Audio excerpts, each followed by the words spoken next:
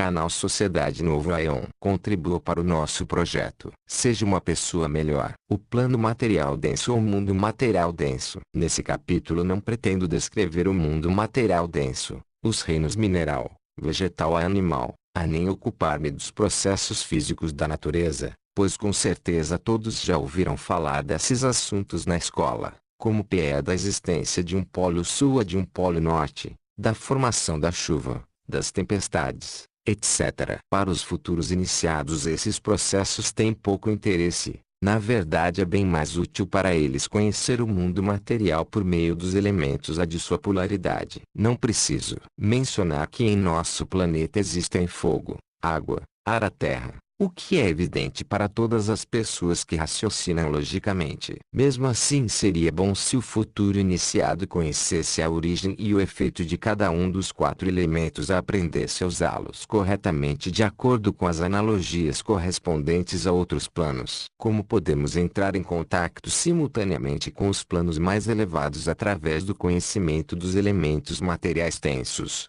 É algo que será explicado em um outro capítulo sobre a aplicação prática da magia. No momento é importante saber que na nossa Terra o trabalho dos elementos, na sua forma mais sutil, ocorre da mesma maneira que no corpo humano. Se traçarmos uma analogia com o corpo humano poderemos ver como são determinados os paralelos relativos aos elementos, e como essa analogia realmente nos parece exata. No capítulo anterior falamos sobre o modo de vida, sobre as funções dos elementos em relação ao corpo. Quando o iniciado consegue utilizar os elementos na sua forma mais sutil, ele consegue realizar verdadeiros milagres no seu próprio corpo.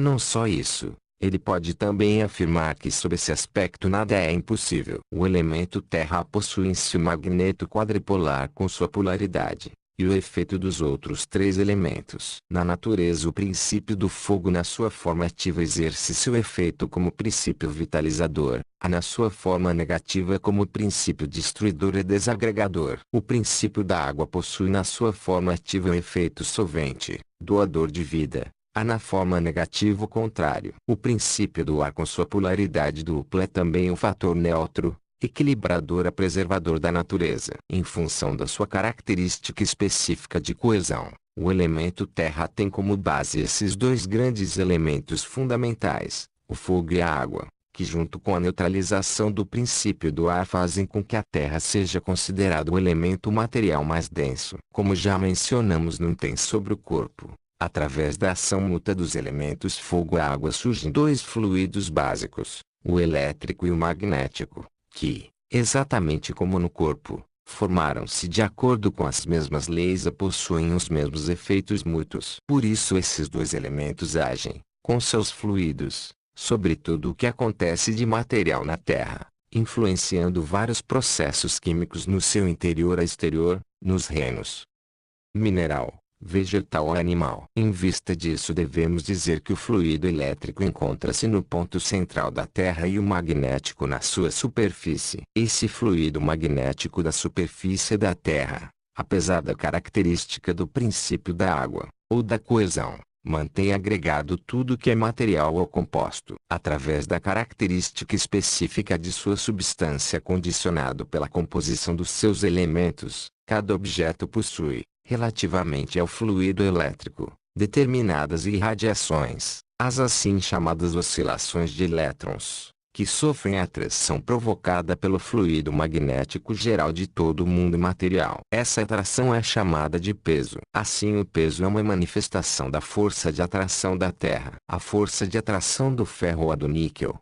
que todos nós conhecemos, é um pequeno exemplo ou uma imitação daquilo que ocorre em grande escala em toda a Terra. Aquilo que na Terra conhecemos como magnetismo e eletricidade é na verdade uma manifestação do magneto quadripolar, pois como todos nós sabemos, da comutação induzida consegue-se obter a eletricidade partindo-se do magnetismo, a da eletricidade voltar novamente ao magnetismo através de meios mecânicos. A transformação de uma na outra já é na verdade um processo alquímico, ou mágico, que no entanto foi tão vulgarizado ao longo do tempo que atualmente não é mais encarado como alquimia ou magia, mas foi simplesmente delegado à física. Podemos ver que nesse caso também se aplica o magneto quadripolar. Em relação à lei do magnetismo da eletricidade, não só do corpo, como descrevemos no último capítulo, mas também do mundo material denso. Todo ocultista sabe que tudo que está em cima é também o que está embaixo. Todo iniciado que sabe empregar as forças dos elementos ou o grande mistério do tetragramaton em todos os planos,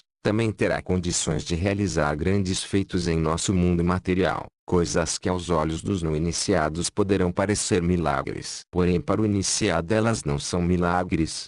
A ele conseguirá explicar até as coisas mais intrigantes com base no conhecimento dessas leis. Todo crescimento, o amadurecimento, toda vida também toda morte em nossa terra dependem das leis aqui descritas. Por esse motivo o iniciado sabe que a morte não é a ideia de uma queda no nada. O que é considerado como um aniquilamento ou uma morte é só uma passagem de um estado a outro. O mundo denso e material surgiu do princípio do acaso, o nosso já conhecido éter, e é também regulamentado ou mantido por ele. É assim que se explicam todas as invenções baseadas na transmissão dos fluidos elétrico-magnético, a que dependem de uma transmissão à distância através do éter, como o peão rádio, a telegrafia, a telefonia e a televisão, além de muitas outras que surgirão no futuro. Mas o princípio básico e as leis são e continuarão sendo sempre os mesmos. Sobre os efeitos dos fluidos magnético-elétrico no plano material denso poderíamos escrever um livro inteiro bastante abrangente e de conteúdo até emocionante. Mas o leitor dedicado que decidir trilhar o caminho da iniciação a não se deixa intimidar pelo árduo estudo das leis básicas, acabará chegando por si mesmo ao conhecimento das variantes dessas forças, as suas características. Os frutos e o conhecimento que ele colherá compensarão amplamente o esforço empregado nesse trabalho. Se você gostou, dê o seu like, faça sua inscrição em nosso canal e ative o sininho para receber as notificações. Namastê.